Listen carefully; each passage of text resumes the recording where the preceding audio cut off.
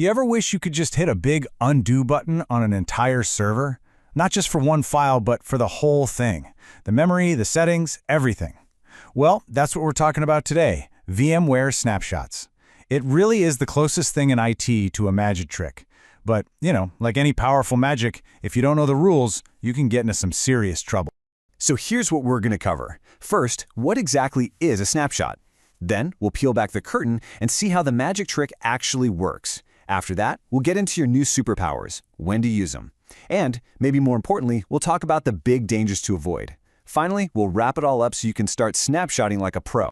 All right, let's jump right in. Section 1, the ultimate undo button. I mean, of course you have, right? We've all been there. You're staring at that Apply Update button, your mouse is hovering over it, and you're just thinking, man, what if this completely breaks everything? That hesitation, that little bit of fear, that's exactly what snapshots are for. They're that little bit of breathing room that lets you try things without risking it all. So, let's get specific. What is it really? A snapshot is a perfect frozen-in-time picture of your virtual machine. And I mean everything. What's in its memory, all the settings, whether it's on or off, and the exact state of all its disks. It's like taking a perfect photograph of your server's soul at that exact moment. But, hold on a second. How is it so fast? It's not copying terabytes of data, is it? No way. The truth is, it's actually way more clever than that. So let's pull back that curtain and see what's really going on under the hood. Okay, think of it like this. When you take a snapshot, it's like you're placing a crystal clear sheet of glass over your VM's original disk. That original disk, it gets frozen. It's now read-only. From that moment forward, every single change you make, every new file, every deletion, it doesn't touch the original. It gets written on that top sheet of glass. And that sheet of glass has a name. It's called a delta disk. So what happens if you take another snapshot? Easy. You just add another sheet of glass right on top of the first one, and then another on top of that. This creates what we call a snapshot chain, where each new layer of changes depends on the layer right below it. Now, this idea of a dependent chain, you got to remember this. It is absolutely critical, and we'll see why in just a minute. All right, so now that we get the mechanics, let's talk about the fun part. When do you get to unleash these superpowers? So where do snapshots really shine? Well, imagine you're about to test a really sketchy security patch. Just snap, take a snapshot. You can apply it, see what happens, and if things go sideways, you just revert and boom, it's like it never happened. Or think about this, a critical software update fails spectacularly. Instead of a panic, it's a simple rollback. For training, it's a dream. You can give every single student a perfectly clean, identical environment to work. And that is the real power here. We're not talking about a painful, hours-long restore from last night's backup. Nope. We are talking about a rollback that happens in seconds. It is the difference between a tiny little hiccup and a full-blown resume-generating crisis. Okay, now I need you to listen up, because this is probably the most important part of this entire explainer. If you misuse snapshots, you can cause a disaster. So let's be incredibly clear about what a snapshot is not. Let me say this as clearly as I can. A snapshot is not a backup.